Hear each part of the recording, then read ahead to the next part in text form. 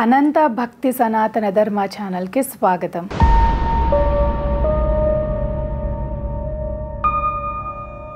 ఓం శ్రీ గణేశాయ నమః. ఓం శ్రీ సరస్వతియే నమః. ఓం శ్రీ గురుభ్యో నమః. శ్రీ గణేశ పురాణంలోని రాజోపదేశ కథనం అని 9వ అధ్యాయము. ఆ తరువాత కథను సూత మహర్షి ఇలా చెబుతున్నారు.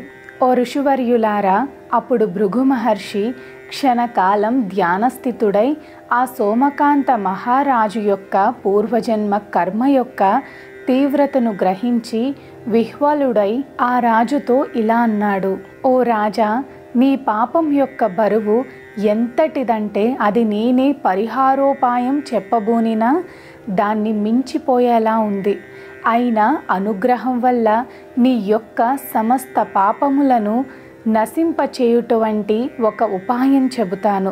నీవు వీలైనంత వెంటనే పరమ పావనమైన శ్రీ గణేశ పురాణమును విన్నట్లయితే తక్షణమే నీవి దుఃఖ సముద్రమును నుంచి విముక్తుడివవుతావు. దీనికే మాత్రం సందేహం లేదు అంటూ శ్రీ గణేశుని అష్టోత్తర శతనామాలతో తన కమండలంలోని జలాన్ని అభిమంత్రించి సోమకాంత మహారాజుపై చల్లాడు. అలా ఆ పుణ్యజలాలు సోమకాంత మహారాజుపై పడిన వెంటనే ముక్కు రంధ్రాల నుంచి ఒక నల్లటి కాలమేఘం వంటి శరీరం గల పాప పురుషుడు భూమి మీద పడి వెంటనే పెరుగసాగాడు. పాప పురుష చరిత్ర. ఓ ఋషులారా, ఆ పాప పురుషుడు 7 తాడి చెట్లంత ఎత్తుగలిగి నల్లటి దేహకాంతితో భయంకరమైన కోరలు గల తన నోటిని వికృతంగా తెరిచి ఎర్రని ముఖంతో పెద్ద చేతులతో జడలు ధరించి భయంకర రూపుడై నోటిలో నుంచి అగ్ని జ్వాలలను వెడలక్రక్కుతూ ఒక్కో క్షణంలో చీము రక్తములను గ్రక్కుచూ చూసే వాళ్ళకి కళ్ళు మిరుమొట్లు గలిపేలా గాఢాంధకారము ఆవహించిందా అన్నంత నల్లగా ఉన్న పాప పురుషుని రూపం చూసిన ఆశ్రమం పరిసర వాసులంతా భయభ్రాంతులై పారిపోయారు. దిక్కులు మారుమోగేటట్లుగా గర్జిస్తున్న వికృతుడైన రాక్షసుని చూసి భృగు మహర్షి ఆ సోమకాంతుని సమక్షంలోనే, ఓరి నీవెవడవు, నీ పేరేమి అంటూ ప్రశ్నించాడు. అప్పుడు ఆ పాప పురుషుడిలా బదులు పలికాడు. భృగు పాప పురుష సంవాదం. ఓ ఋషివర్య, ఈ రాజు యొక్క సూక్ష్మ శరీరంలో నివసిస్తున్న పాప పురుషుణ్ణి నీవు మంత్రోదకం చల్లటం వల్ల ఈ రాజు యొక్క శరీరంలో ఉండలేక బయటకు వచ్చాను. బాగా ఆకలిగొని ఉన్నాను. నాకు తగిన ఆహారం వెంటనే చూపించు, లేకపోతే లోకాలన్నింటినీ మృంగివేస్తాను. నాకు ఆహారాన్ని చూపించు. వీని శరీరం విడిచిన నాకు తగిన నివాసం కూడా చూపించు. అప్పుడు ఆ భృగు మహర్షి తన ఆశ్రమం నుండి వెలుపలికి వచ్చి ఎదుటిగా జీర్ణమై శుష్కించి ఉన్న ఒక మామిడి చెట్టును చూపించి, ఓరి నీవి చెట్టు తొర్రలో ఉండు, రాలిన ఎండాకులని ఆహారంగా తీసుకో. అలా చెయ్యని పక్షంలో నిన్నీ క్షణాన్ని భస్మం చేస్తాను. ఇది నిజం అని ఆజ్ఞాపించాడు. సూతులు వారిలా చెప్పసాగారు. ఓ ఋషులారా, అప్పుడు ఋషి ఆజ్ఞ మేరకు ఆ పాప పురుషుడు ఆ శుష్కించిన మామిడి చెట్టును సమీపించి దాన్ని తాకగానే అతని స్పర్శ మాత్రం చేతనే అది కాలి బూడిదైంది. ఋషి యొక్క ఆగ్రహానికి వెరచి అతడా భస్మంలోనే లీనమై దాగి ఉన్నాడు. అప్పుడా భృగు మహర్షి ఆ సోమకాంత మహారాజుతో ఇలా అన్నాడు. ఓ రాజా, పురాణ శ్రవణం వలన నీకు కలిగే పుణ్యాన్ని అనుసరించి ఈ మాడి మసైన మామిడి వృక్షం తిరిగి ఎంతలో చిగురిస్తుందో అలాంటి పుణ్యాన్ని సంపాదించు. ఈ భస్మంలోని నీ పుణ్యంతో ఈ వృక్షం పెరిగి దినదినాభివృద్ధి చెందుతుంది. తిరిగి ఈ చెట్టు మొలకెత్తగానే నీవు పాపరహితుడవు అవుతావు అని ఋషి చెప్పగా విని ఆ రాజు ఇలా ప్రశ్నించాడు.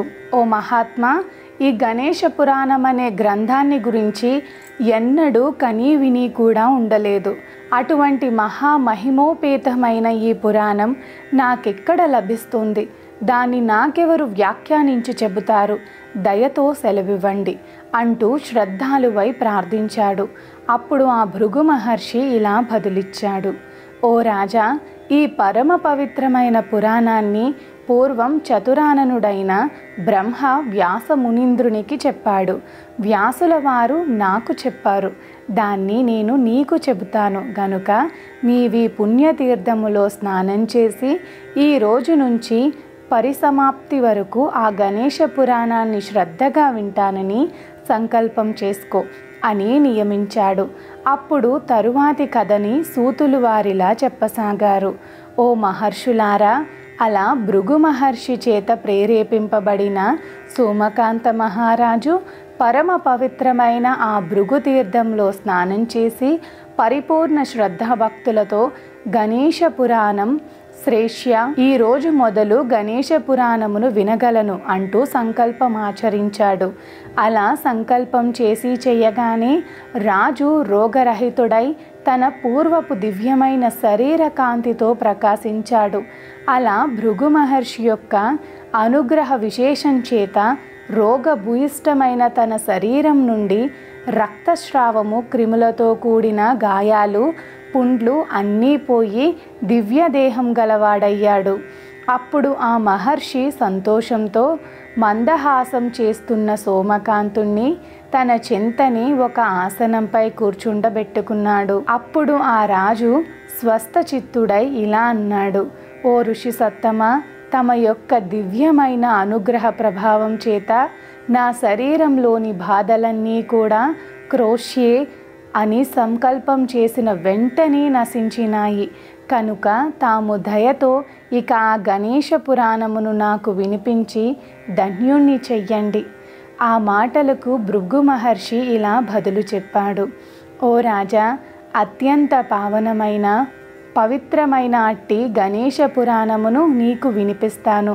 శ్రద్ధాలువుపై ఏకాగ్ర చిత్తంతో విని తరించు. దీనిని వినటం అన్నది అంత తేలికగా సంభవించే విషయం కాదు.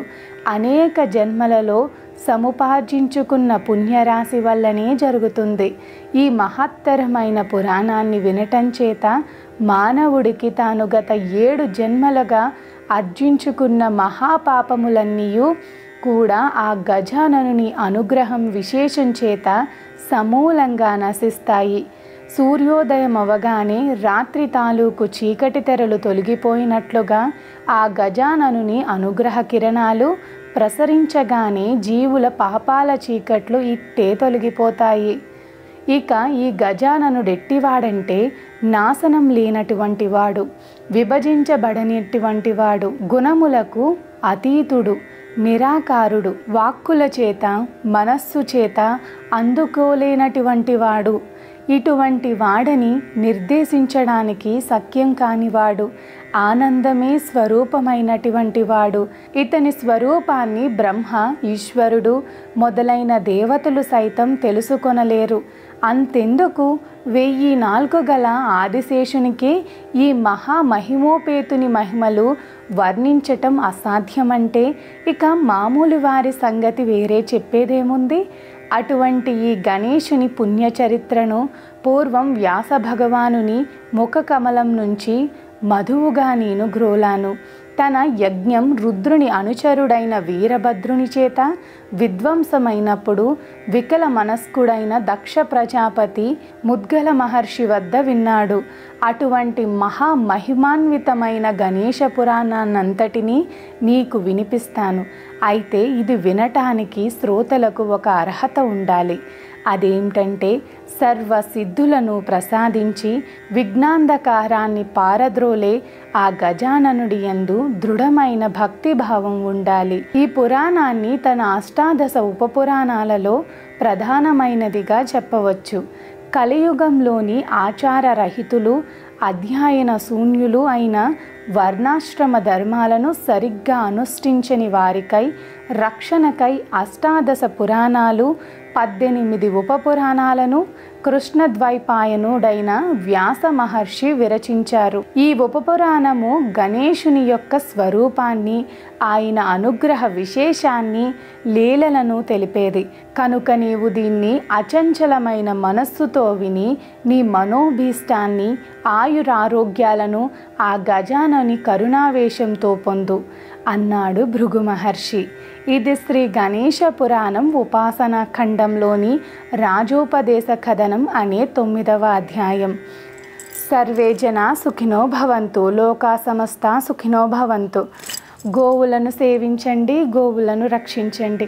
ప్రకృతిని కాపాడటం మన ధర్మం. ప్రకృతిని కాపాడండి, ఒక్క మొక్కైనా నాటండి. మా అనంత భక్తి సనాతన ధర్మ ఛానల్ని తప్పకుండా సబ్స్క్రైబ్ చేసుకోండి.